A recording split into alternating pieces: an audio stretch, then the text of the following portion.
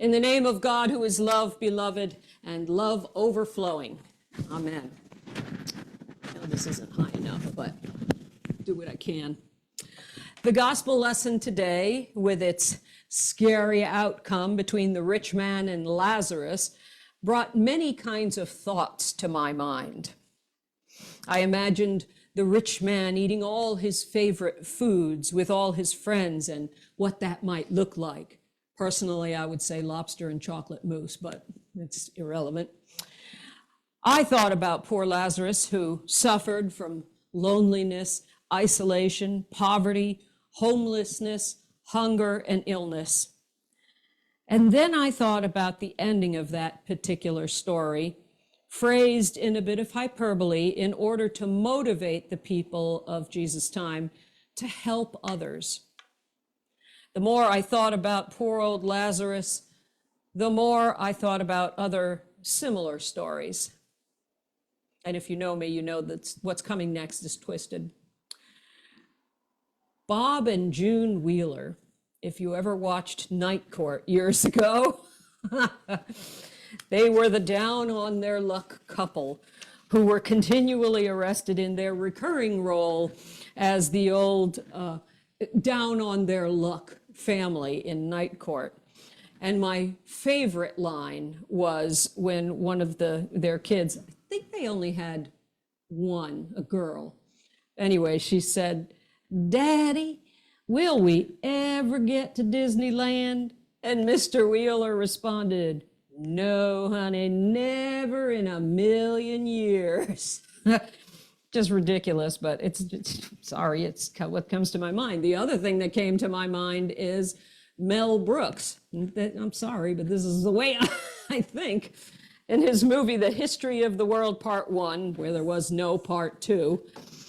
And this is the point where they're talking about, they're getting into the French Revolution, and they're in this living quarters of some sort.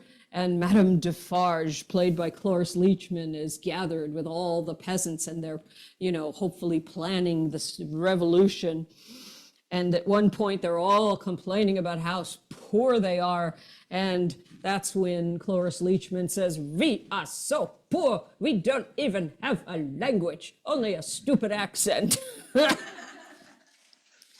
In a way, I think we can appreciate a little bit of humor here alongside Jesus depicting the difference between the rich old man and poor old sore-ridden Lazarus. The story we have today in the gospel were meant to provide a way to jolt people out of their comfort zones, out of their perspective of privilege, even out of their possible complacency in relation to helping out their fellow human beings. The hope was that upon hearing this story, the people might be able to take a fresh look at how involved they might have been with those less fortunate, and that they would know that part of their responsibility is to do whatever they can. In spite of the fact that some places, some churches of worship use threats of hellfire and brimstone in the attempt to get people to behave more responsibly, the same social ills continue to plague our nation and the world today. So obviously, hellfire and brimstone doesn't work. The very rich in this world, and particularly in our country, still live high on the hog, and the very poor still continue just squeaking by. The idea of working hard to get ahead and attain what used to be called the American dream seems all but impossible to attain for many in our nation today. And it's not because immigrants are taking all our jobs. Let's just get that right out of the way right now. Rather, it's due to the fact that there doesn't seem to be any way of curbing the disease of greed that continues the cycle of always wanting to have more and more and more, to the point where, well, what we see today, very few can afford housing. health care, or basic needs. When I think on passages such as the rich man and Lazarus, my mind goes from the comedic scenes I named earlier to the temptation to think that perhaps I haven't done enough for others. I don't know about you, but it's easy for me to read these passages and slip into shame. Very easy. But through the grace of God, I am reminded that Jesus never tells parables simply to crush people under a boatload of guilt, but rather he tells these parables to awaken, to invite, and to connect with his followers as to how we're doing in our journey with God and one another. Sort of a checkpoint. When I look back over the scriptures and reread what it was that Jesus taught, I really don't believe that Jesus' message was about teaching us to live in constant self-condemnation. Jesus said he came so that we might have life and might have it abundantly. And needless to say, abundant life isn't about things we can purchase, but about the desire to cultivate gratitude for the simple things in life, and the desire that we may have for helping others to receive what they desire, or at least what they really need.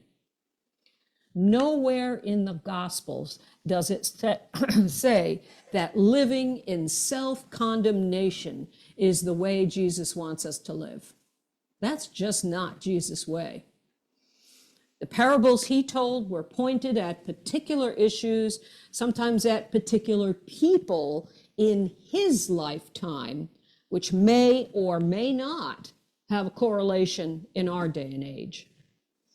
Jesus never talked about, just to give you an example, two people of the same gender who love each other. He never mentions racism as it relates to people of color. They were way too worked up about racism as it relates to ethnicity. Neither did he even mention abortion, because these issues were either not well known in his time, or, and I think this is really the point, Jesus felt the societal ills of poverty and hatred of others for whatever reason were far more important to talk about in his time. In our case, the same societal ills that plagued Jesus' time still plague our own time. And the question is, for all of us, for any follower of Jesus, how will we respond? So I think today's story about the rich man and Lazarus is more about asking ourselves, who is Lazarus in my life today? Who ekes by, who survives quietly on the edge of our society, waiting to be seen, waiting to be healed, waiting for a hand up rather than a hand out. I keep thinking of that old song from Jim Croce, I've got a name. Like the pine trees lining the winding road, I've got a name, I've got a name. Like the singing bird and the croaking toad, I've got a name, I've got a name. How many homeless people have their names known and spoken in a good morning? Very few.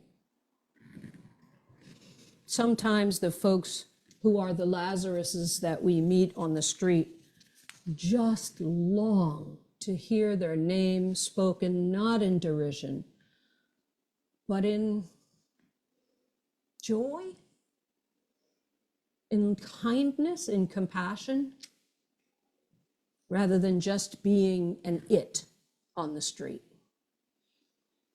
So I think really that's how today's parable is supposed to affect us.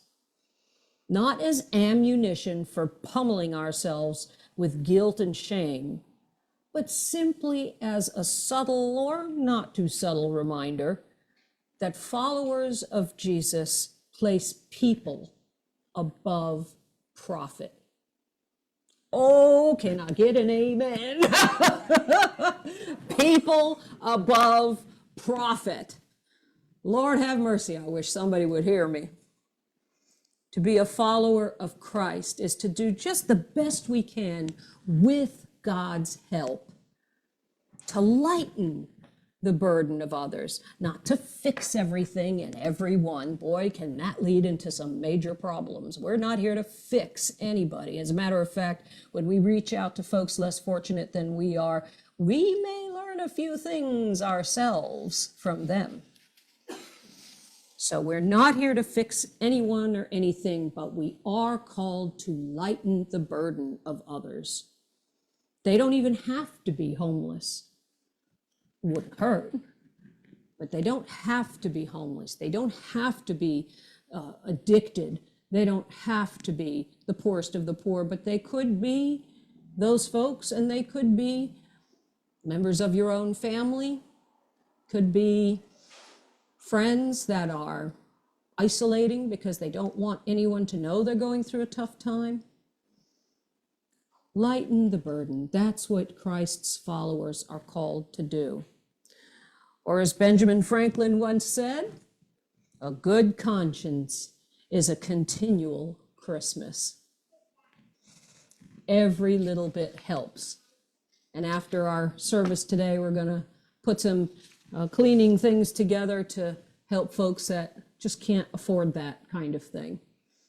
And I'm very grateful for everyone's help in that manner. Amen.